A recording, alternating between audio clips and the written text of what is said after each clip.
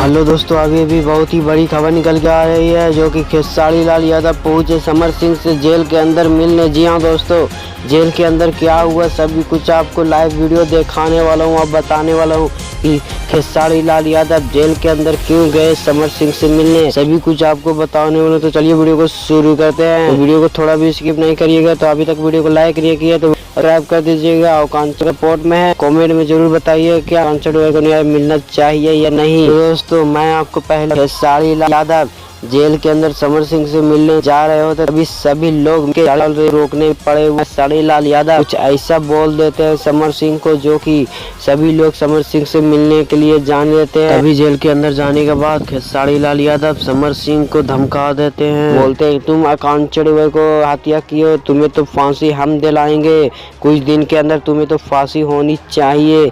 इसे बोलने के बाद खेसारी लाल यादव बाहर आ गए और समर सिंह माफी मांगे लगे मगर खेसारी लाल यादव। और दोस्तों इसके ऊपर आप क्या कहना चाहते हैं कमेंट बॉक्स में जरूर बताइएगा।